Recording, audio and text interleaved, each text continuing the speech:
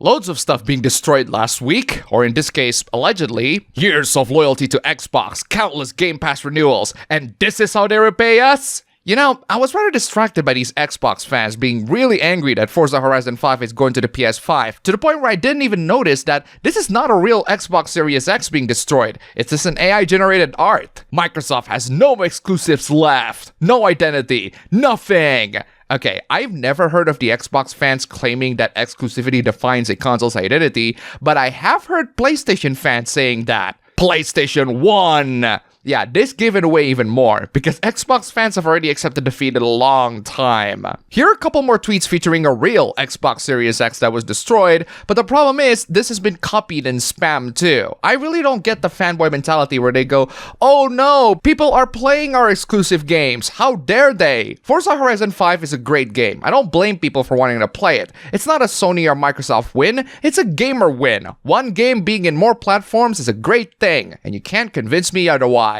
Instead of destroying stuff, why don't you help a fellow YouTuber out? If you like it so far, don't forget to leave a like, comment, subscribe, and leave some tips down below. Here's another instance of people destroying their own property. Anthony Mackie recently made the stake that Captain America represented a lot of things, but he doesn't think that America should be one of those representations. Well, that makes no sense. He's Captain America. Of course he has to represent America. But I think he's trying to say that Captain America should represent more than just America. Another celebrity statement, nothing to be mad about. I bring that up because this person decided to be mad about it. They did the extreme action of destroying every MCU Blu-ray copy that they have. I mean, granted, the MCU has been rather incredibly underwhelming as of late, but I personally do not tolerate the destruction of physical media when physical media is dying, or at least for consumers to write their own Blu-ray. And I don't even tolerate it as a joke. I don't care if the movies are crap. I don't like some of the movies being destroyed there either, like Black Widow. That movie was awful, but I think there's value in watching crap movies too. That's how you can measure your taste in the grand scheme of things. While Anthony Mackie's statement is weird, I don't think destroying the physical media of the MCU movies is the way to go in this day and age. All movies should be preserved, even the boring, mediocre, or crap ones, so that we can learn how not to make the same mistakes. That, or have it be a cult classic and people from the future to look back at those movies and be like, you know what? This rather boring, mediocre movie with a bland, lifeless, and underdeveloped exposition dumper protagonist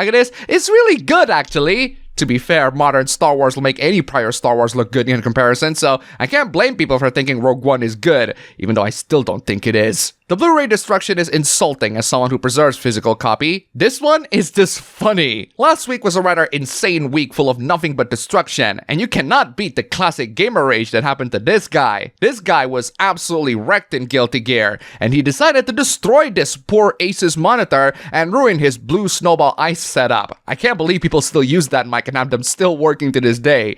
Good on you, Blue. Regardless, this person is clearly not happy with the results of their Guilty Gear performance, so much so that they had to destroy the whole monitor. Classic gamer rage, but the best way to add some taste to the classic gamer rage is with a little bit of salt. Thanks for ruining my life and now my monitor. Well, not really. You're the one who ruined your own life and your own monitor. I hope the 10 Strife players who bought your crap was worth it. Well, since this picture is not on the internet now, it is definitely worth it for our own entertainment. Thank you for this blessing of classic gamer rage and destruction of property. Assuming that it's real, that is, because there's a chance that this could be fake. It's still very funny regardless. Let's move on from things being destroyed to self-esteem being destroyed. The classic Doom games are some of my favorite games of all time. Doom 2016 is one of the best games of the 2010s. Doom Eternal is one of the best games of the 2020s. What about Doom 3?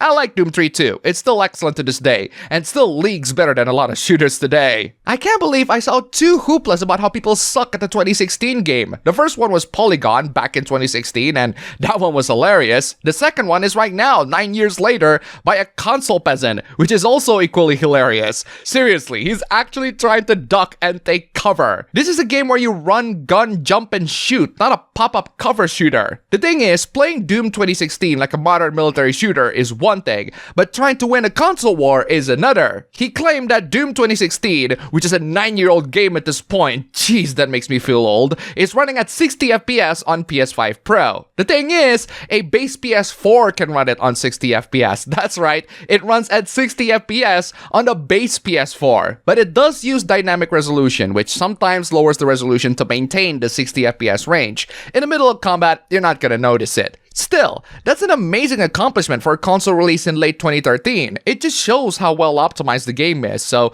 good on you, Doom 2016. I can't wait for the new one. Self-esteem being destroyed is one thing, but PC ports being destroyed is another. I'm not a fan of Insomniac's Spider-Man 2, but there are people who really love the game, and it does deserve to be on PC. The problem is, the PC port has been rather poor. There were wide reports of performance issues and frequent crashes, and one really scary bug where Aunt May's face textures not rendered at all. A lot of people saw it coming because they didn't announce the system requirements or open the game for pre-order. It's crazy that Sony puts a lot of effort for the remastered and even the Miles Morales one, but not the second one. I guess Sony's thoughts on this game is the same as mine. Just a bit underwhelming. PlayStation games keep flopping on PC. I have not seen any reports of this. If this is true, then why does Sony keep committing to porting their games on PC? In fact, the PC port of Spider-Man 2 is pretty early, even if it's not the best. PC gamers do nothing but pirate PlayStation games. No, they don't. There are plenty of new statistics and reports that show otherwise. Just because PC gamers can pirate games doesn't mean most of them do. PC always review bomb PlayStation games. Yeah, usually for a good reason, because the port sucks. PC is crying over PSN sign-in. Yeah, because it's restrictive and unnecessary, which Sony totally remedied with a lot of their games, so joke's on you. Crying works. Gran Turismo 7 PC port cancelled. Is that true? I looked it up and it's just a rumor from a leaker. Even if it's true, I think there are other reasons why this game is not going to PC. Sony is starting to realize PC is a waste. That's definitely not true, but even if it's true and Sony realizes that PC is a waste,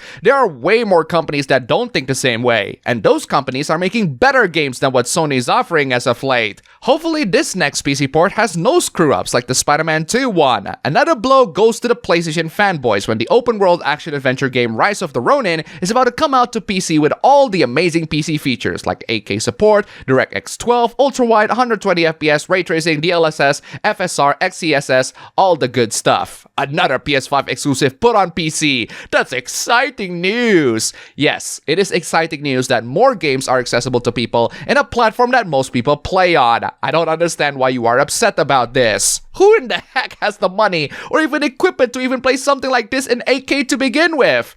Right now, definitely not a lot, but it is a way of future-proofing your games for all the hardware that can run 8K in the future. Who knows, maybe in the distant future, your phone can even run 8K, and this game is really no big deal. We'll see about that later, but for now, this game's gonna be out on PC, and some people seem to anticipate it, so let them be. And finally, here's a hoopla about people's money being destroyed. Here's a bizarre statement. Just because you're broke doesn't mean the rest of us are on the same boat. Oh no! Think of the rich people. Please be considerate that these people can buy better stuff than yours. What the hell is this statement? Nothing is an unhealthy amount when it comes to video games. What are you on about? What do you mean by nothing is an unhealthy amount? How about when buying video games utterly destroy you financially? Value is different to everyone. Yeah, and clearly some people chose to spend money on their games over their real life needs. If you're still too deluded to think that that's unhealthy, you're way too rich, spoiled, and incredibly stupid to have any form of conversation online.